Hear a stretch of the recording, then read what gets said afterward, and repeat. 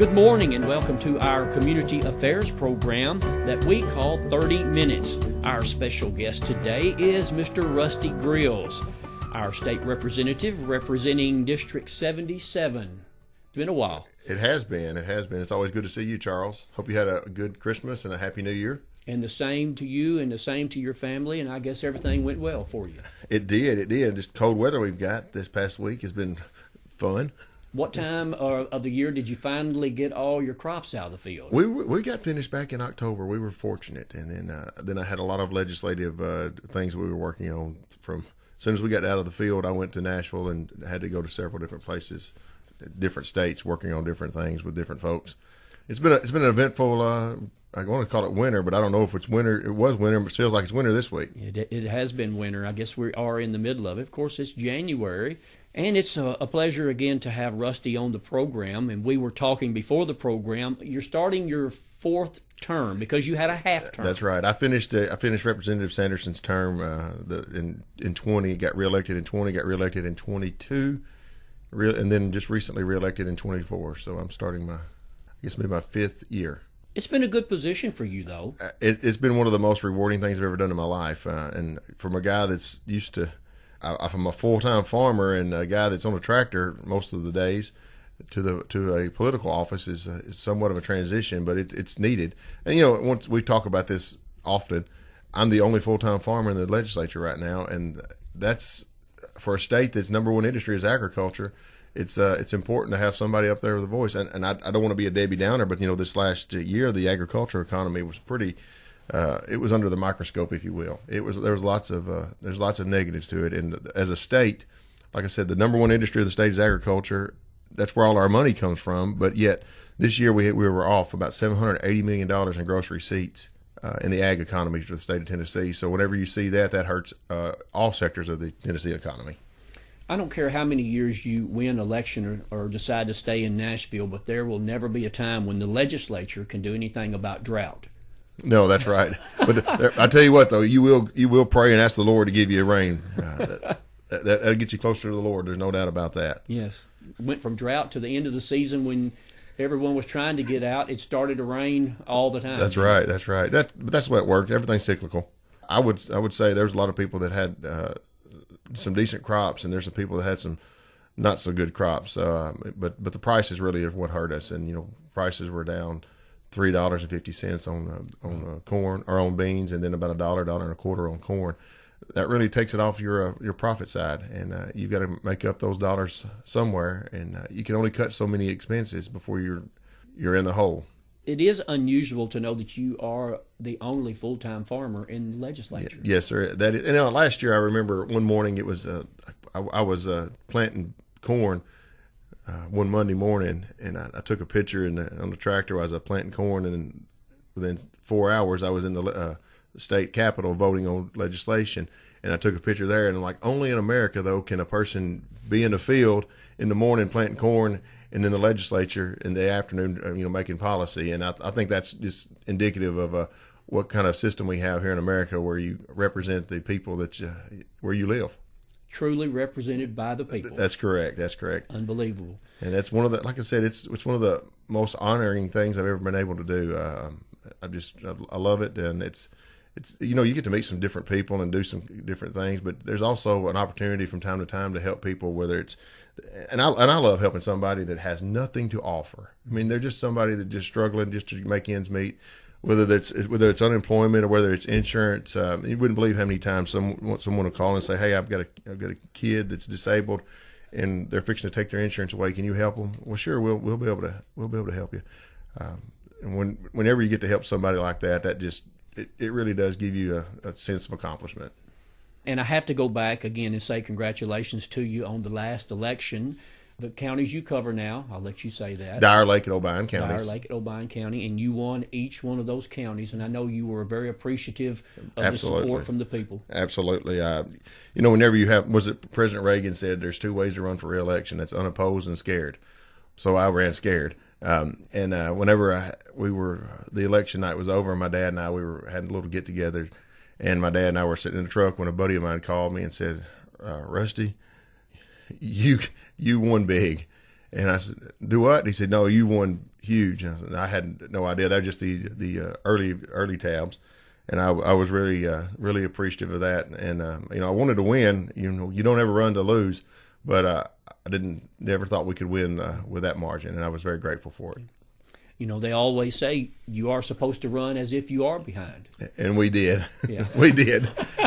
we knocked doors. We sent out mail and made phone calls, and did what we were supposed to do. And the good Lord was gracious to us. Yes, and the people came out and showed their support of what you've done for them. Yeah.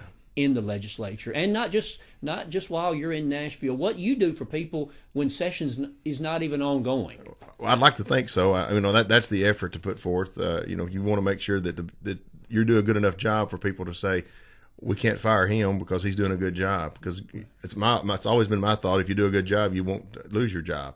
Or my goal is to put the effort forth to make sure that my job accomplishments are appreciated. Right. And I'm sure you've learned that you're not just the state representative for the 3 or 4 months that you're in session, but for the 12 months of the year. That's correct. And I'm also the guy that can, whenever the rental company doesn't get your electricity fixed or your gas line in, they call me. And whenever they can't get the rental company to answer the phone when they're trying to change the person on the contract, they call me. And whenever there's a raccoon that's in their attic, they call me because I can somehow get in touch with TWRA. And whenever there's a pothole on the road, and there's a few of those around, they call me. Oh, and I can imagine. And whenever there's a speed zone that's too slow, they call me. And whenever there's but that's okay. And you'd be surprised though, there's how many times an older person will get your phone number, and they'll call just to say hi, and 15 minutes later they're still saying hi. But you know what? One day I hope to be an older person that has somebody to talk to, and they'll listen to me then. I know the first year I ran, the first year I got elected, someone sent me an email. They were up here in Union City, over by the Union City High School is where they live, because I remember knocking on the door. And they sent me an email, and I got home one night. It was on a Friday night, and I was checking emails. And, I called them back. It was about 8:30.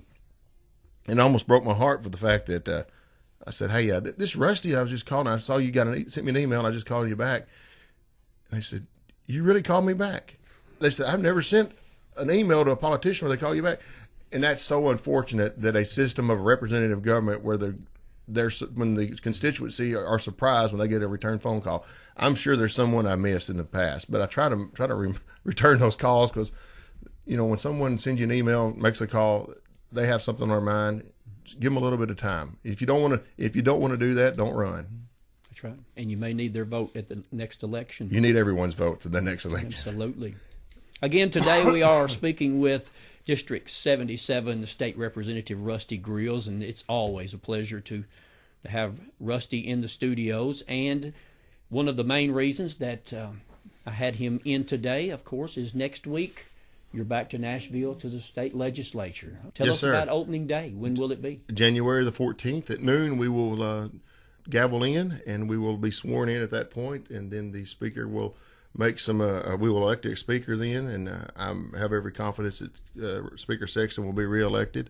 I don't even think the Democrats have anyone on their side that they're going to put up against him, but he's done a phenomenal job, and looking forward to supporting him once again. Then the committee assignments will come down shortly after that. I know this past year I was on full ag sub, transportation, civil justice sub, and the rules committee, and I was chairman of ag sub.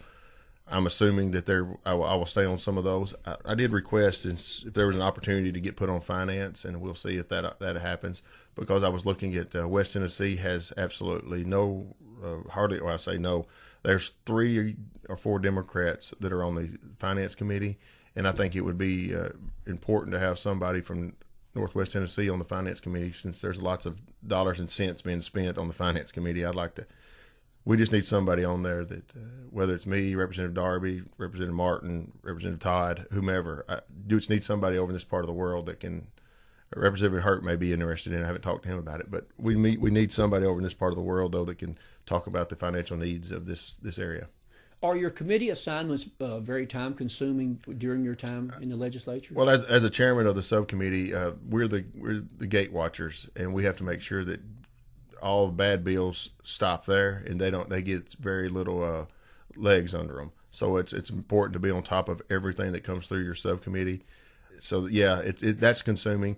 Last year our bill limit was 15. We had 15 bills every year, and so that would be 30 every session. And last year I ran 17 because I got a couple of friends to file them, and then they filed them back to me. I sent them back to me. I think we passed over half of those last year, which is pretty good pass rate. And the content that we were actually carrying was pretty significant on several of those. So I had a pretty heavy workload last year, and I swore to myself I wasn't going to do that much this year as far as that heavy of a bill load. And this year the bill load is looking at maybe going down from 15 down to 10, so you can only file 10 bills. I mean, I've got a bill list of 17 or 18 bills, so now you got to figure out which are the top 10 that you want, and as a chairman you get a few extra spots. So trying to manage running a committee with the actual legislation that you're carrying and making sure that you understand the legislation and the people that are going to be voting on it throughout the committee process understands the legislation, it can be somewhat time consuming. But then again, you better make sure you build good relationships when you get there. I mean, just because you got a good idea and you may be able to articulate that idea, if you don't have a good enough relationship with the people that are voting on it, it just doesn't work. I mean, it's just like any friend you have. If you have a friend that you trust them, you're more likely to support them. But if you don't have that relationship, that continuity with the people on those committees, it's just harder. Do you get a feeling before a bill is really introduced and put out there if it's an up or down? Lots of times. Now, just because we're a supermajority Republican state, that doesn't mean just because a Republican files a bill that it's going to pass. There's a lot of people that are policy hawks, and I would hope to be one of those. There's some things. All right, does it transfer power from the government to the individual or from the individual to the government? I have a hard time wanting to take power from the individual and give it to the government because I see how government handles things. They just don't do a real good job. So it's a heartfelt conviction of mine that we make sure that every decision that we make in the legislature gives power back to the individual and make sure that power is not concentrated at the government level. Anticipation for the session. What are we looking at there? Well, since you asked, there's several bills that will be brought up. Let me go back though. I want to hit just two things. Right there at the first of the year here, we had a bill that was going into effect about protecting minors from pornographic websites. And there was a judge here in Tennessee that put a stay on that. And I can't understand why they would put a stay on it, but because these are minors. Lord willing that gets overturned. But that's one of the things that we did last year. And it was an overwhelming vote. I believe it was 100% vote to protect children from types of websites. There's not a person within the sound of our voice, Charles, that thinks that it's a good idea for children, minors, to be able to access that type of content. Mm-hmm. Anyhow, if we can protect children in that level, we need to make every effort for it. And also back in the first part of December, there was a Supreme Court hearing in D.C. that I want to call it child mutilation bill, where the gender reassignment that they were doing here in Tennessee, one of our pristine universities in Nashville got caught doing that. And we passed a bill, HB 1, 2 years ago that stopped that. And we then wound up, the case made it all the way to the Supreme Court. And a few of us went to D.C. to support our Attorney General, Jonathan Skrmetti, and his efforts and the team they put forth to win that case. We feel very confident that we're going to win that to protect children from gender reassignment surgeries, and I consider it mutilation. But Tennessee has always wanted to put children and protect children first, and had the opportunity to make a speech there on the Supreme Court. And from a guy from Northwest Tennessee to the steps of the Supreme Court, it's pretty cool to be able to say a few words there. But and now I want to get back to what the original question you asked. All of the different things we're going to be talking about this year and working on this year. I've got a list, like I said, of 17, 18 bills. I'm going to try to pick them, get them down to the top 10. As an ag guy, we have lots of issues in our chemical sector where these frivolous lawsuits are making it extremely hard for chemical companies to invest money in new technologies because of the threats of lawsuits. And there's other states that have tried to do this. They haven't done this. They haven't accomplished it yet. So we're going to see if we can be successful in putting a liability protection on chemical companies that follow all the rules that EPA lays out and the guidelines they lay out and the labeling that they allow to be put on certain chemicals. Once you meet those requirements, then there should be some type of liability protections, because if the EPA says it's okay, you can't change a label once they put it, once they say, yeah, this is where you got to go. Other states, California specifically, they have allowed crazy lawsuits to come forth, and they've cost numerous chemical companies crazy amounts of dollars. And it's therefore they've said, you know what? We're fearful in the ag sector that they're going to stop investing in new technologies. That's one of the things. So if we were able to accomplish this, it would be a huge win for the ag community. And like I said earlier, ag's number one industry in this part of the world. It's important to protect our farmers. I've got a bill that's going to rewrite the ATV UTV code. So we've just piecemealed this thing together across the state, and what I'm trying to do is make it legal for side-by-sides to be able to go down state roads and county roads that are 55 miles an hour and less, that if you have the required safety devices on your side-by-side, then you should be able to drive that up and down the road. If we're going to allow bicycles to go up and down the road, we're going to allow motorcycles to go up and down the road. They're not safe. They're not near as safe as a side-by-side. You don't have to if you don't want to, but I feel like in the ag sector, the cow sector, the anything, just the tourist sector, people love to ride those side-by-sides. And we're missing the opportunity, in my opinion. And lots of people do it now, but they're doing it breaking the law, and I just don't feel like they should have to worry about a ticket because they're what they're doing. Just because the cops turn their head to it doesn't mean that it's legal. So we need to get that straightened out, and we're going to get that straightened out, Lord willing. Lab-grown meat. You've heard about it. Yeah. We're fearful of it. There's lots of lab-grown meat. I don't know that you can call it meat. It's protein, lab-grown protein. I've got a huge issue with it, but also as a conservative, I'm like, what point does the government say we need to get involved in the market and ban something? So I'm not necessarily saying that we should ban it, but I'm saying that before anything is going to be sold on our shelves, we've got to make sure that it's safe. And I want to make sure not that it's just it's safe, but I want to make sure that the Tennessee Department of Agriculture says it's safe. So I have legislation and that I'm going to try to carry and pass that would allow the Tennessee Department of Ag to say this is safe before it can be sold in a store here in Tennessee. I think it's a good policy, but at the same time, we're trying our best to make sure we don't get too much government control, but we do have enough. We do enough protecting of the citizenry. I've got a bill that's going to put the Ten Commandments back in schools. They did that a few years ago, maybe last year in Louisiana. And there's some. I know it's going to be a fight, but I will tell you this: "Thou shalt not kill. Honor your father and mother. Have no other gods before me." What's wrong with that? That's the things that we need to get back to. In this country, if you look at you go to the Supreme Court, you see Moses up there. We are a country that was built up on Christian values, and what is right, and what is wrong, not because we feel it, but because the Bible says it. And I believe if we get back to those policies, I mean, you look at the state of Tennessee, and I was at Farm Bureau the other day talking at their annual convention, and I made the statement, Tennessee has been criticized for some of the stands we've taken, pro-family, pro-God, pro-low taxes, pro-freedom, and they talk about how we're going to run business off, but yet, once again, Tennessee's is the number one drop-off place in the nation for U-Hauls. If people hate us so bad, how come they're coming here by the droves? Well, we've done things God's way, or try to do things God's way, so God's blessed us. We keep doing things God's way, He'll keep blessing us. But we got to make sure that we're on the offense and not on the defense. So that's one of the deals I want to do with the Ten Commandments. I'm also got a bill that's trying to protect Jewish individuals at the collegiate level. We saw Harvard and some of the pristine universities in the Northeast. Well, lots of anti-Semitism up there. So we've got a bill that's going to deal with anti-Semitism at the collegiate level here in Tennessee. I don't think we have an issue, but an ounce of prevention is worth a pound of cure any day of the week, and that's one of the things that we're gonna do. Immigration. President Trump just won. He ran on immigration once again.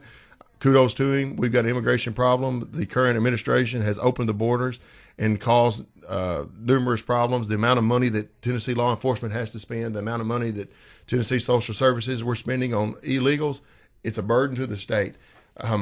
We passed a pretty significant bill last year, me and Senator Taylor from Memphis, and once again, Senator Taylor and I are hooking up again to pass another immigration bill. It will be newsworthy at the end of the day. We're going to do what we can, and I don't want to let the cat out of the bag, but just sit back and watch, as it'll be fiery. There'll be some people that are not exactly happy about that on the other side, I'm sure.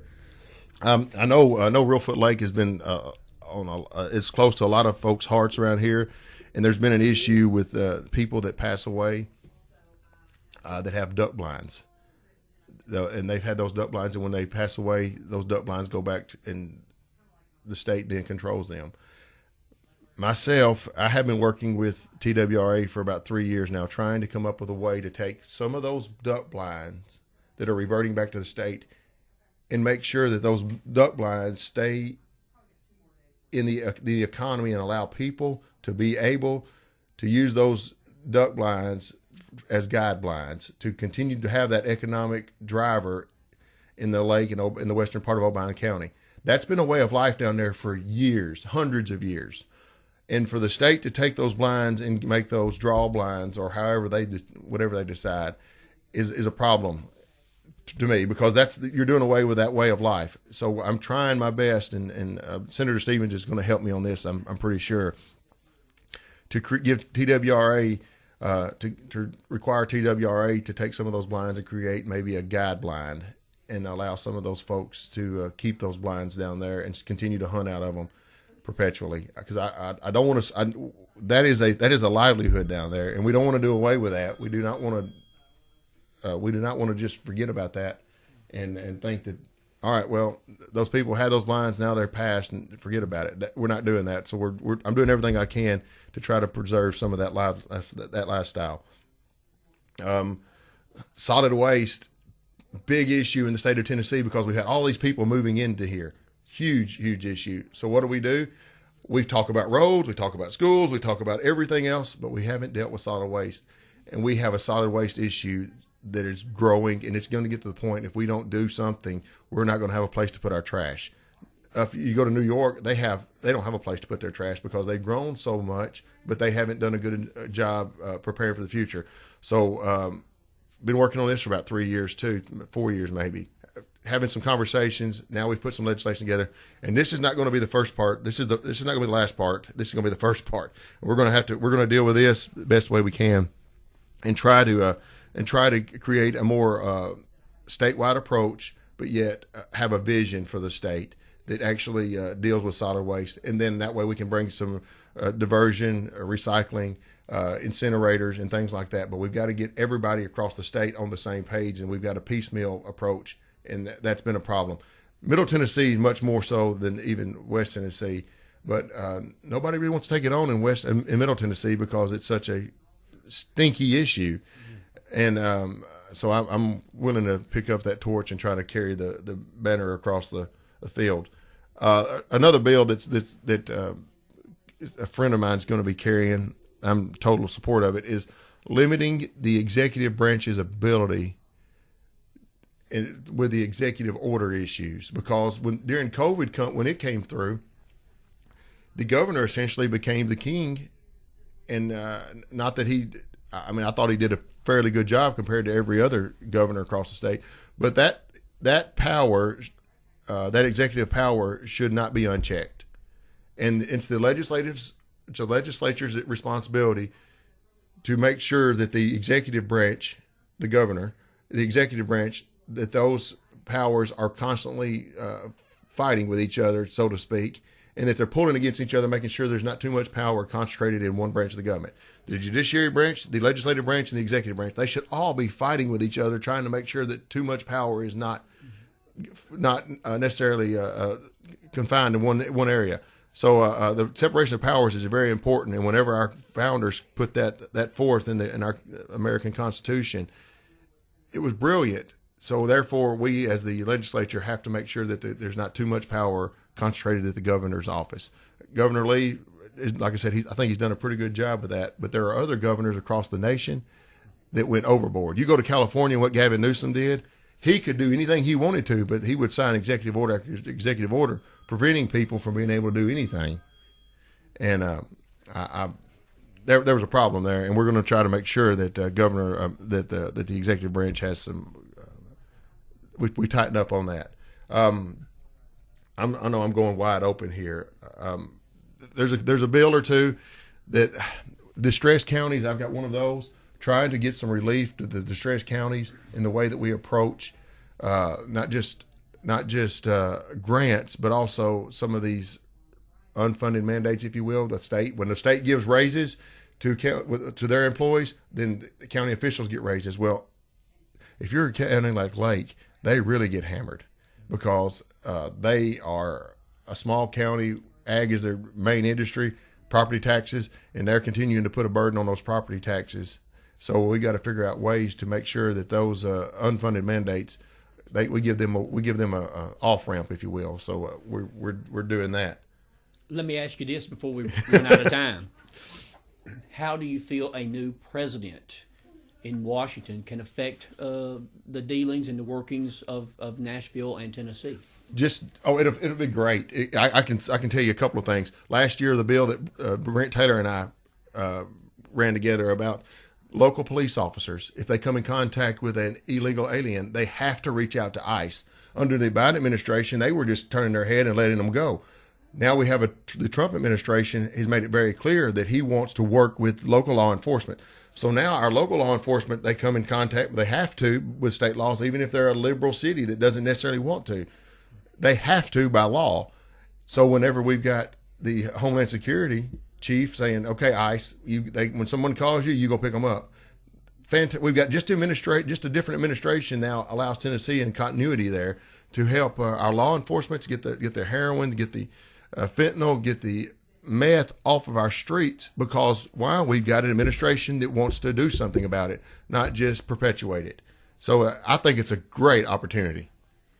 Wow. I'm excited, just to be honest with you. I'm telling you, you've got a lot on your plate. Hey, some really good bills with some very good topics. Yeah, and those are just the ones that I'm carrying. Right. There's other folks out there that have probably just as good of bills, maybe even better bills than what I've got. And we've got a lot to be excited about this year, but we've got to get it done. How long do you anticipate the session going into this year? Well, there's the governor's talked about the school choice thing. I don't know if there's going to be a special session to deal with that, or if it's going to be during their normal session. That will always be a topic that's controversial. If that were to have a special session and that were to get out of the way early, right, then I expect session to be over sometime in April.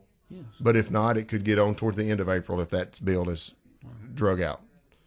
But hey, thank you for the opportunity to come and address all the folks in Northwest Tennessee. I know we talked about a lot of things. Maybe we need to do this a 45-minute program rather than a 30-minute program. Hey, that's the reason we had you here. And I sitting here listening to it, very enthused about what you were doing. I know that you've been working very hard, and I hope you have success with your bills. And Rusty, next week when you start, good luck to you in the session, and keep up the good work. Well, thank you for that, and I'll do my best to try to slide in here and give you an update sometime after we get started real good and everybody gets their feet good and wet. Yeah. You always have. Thank you so much, Charles, and for all the people out there, I hope you have a happy new year, and God bless. District 77 State Representative Rusty Grills. And we sure do appreciate Rusty and the work that he does for Northwest Tennessee and all of the state of Tennessee. We hope you enjoyed today's program. We invite you to tune in again next week at this same time as we bring you topics and information of importance to our community. From all of us here at Thunderbolt Broadcasting, until we meet again next week, I'm Charles Choate.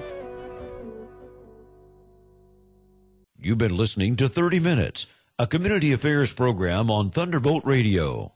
You can listen to this broadcast and others anytime by visiting thunderboltradio.com and following the Thunderbolt Radio and Digital YouTube page. Thanks for listening.